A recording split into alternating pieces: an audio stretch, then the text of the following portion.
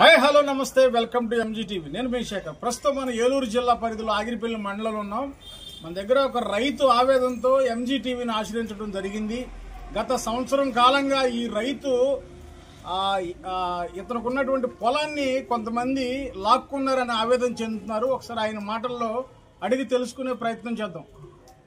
Sir చెప్పండి, మీ పేరేంటి? షేక్ చాన్ బాషా sir. Okay, ఎక్కడండి మీరు? ఆగిరిపల్లి సార్. ఆగిరిపల్లి. ఓకే, చెప్పండి మీ సమస్య ఏంటండి? మా పొలం ఒక 10 సెంట్లు ఆక్రమించుకున్నారు సార్. 10 సెంట్లు? అవును సార్. ఓకే, ఆక్రమించుకుని తేగేసుకున్నారు సార్. అది మా అమ్మగారు మా నాన్నగారు అనారోగ్యం కారణంగా మేము చూసుకోలేదు సార్. అయితే వీళ్ళు ఏం చేశారంటే ఎంఆర్ఓ గారి దగ్గరికి వెళ్ళాను సార్. అయ్యా ఇక్కడ సంగతి జరిగిందని చెప్పాను సార్. నా గోడు పట్టించుకోకుండా వారు ఆన్లైన్లోకి ఎక్కిచ్చేశారు సార్. రీసర్వే చేశాం, అయిపోయింది, మీరేం మాట్లాడటానికి వెళ్ళలేదు అని చెప్పారు సార్. నేను కలెక్టర్ అమ్మ గారి దగ్గరికి వెళ్ళాను సార్. ఏలూరు కలెక్టర్ గారి దగ్గరికి వెళ్ళాను సార్. ఇది 4 సార్లు వెళ్ళాను సార్. 4 సార్లు వెళ్ళాను సార్. 4 మెమోరీలు కూడా ఉన్నాయి సార్.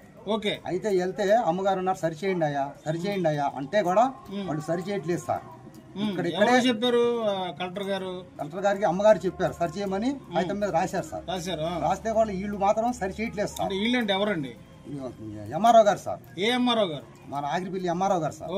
సర్వే గారు వచ్చి మొన్న వచ్చారు సార్. సర్వే గారు వచ్చి భారత సారథి గారికి కూడా ఒక రిపోర్ట్ ఇచ్చాను సార్.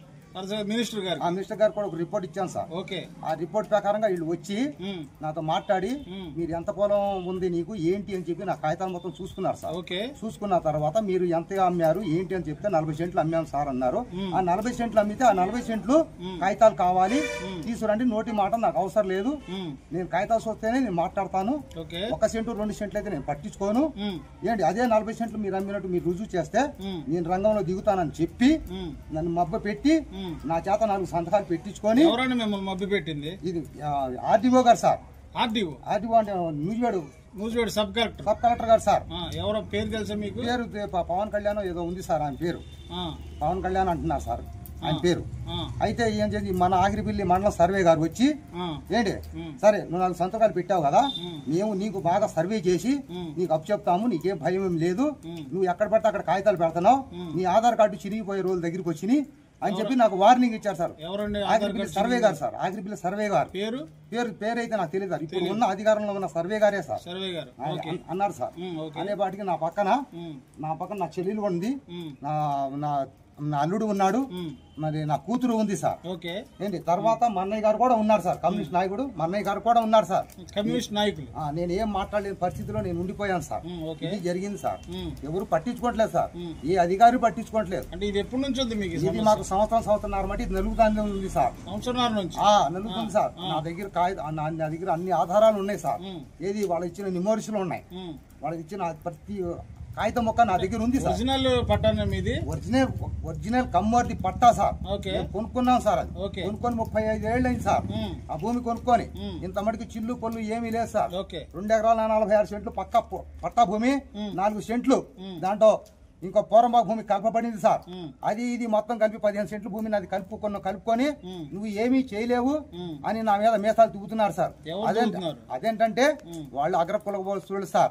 నేను ఏమంటాను కూడా ఏం అర్థం అవట్లేదు సార్. ఇది సంగతి జరిగింది సార్.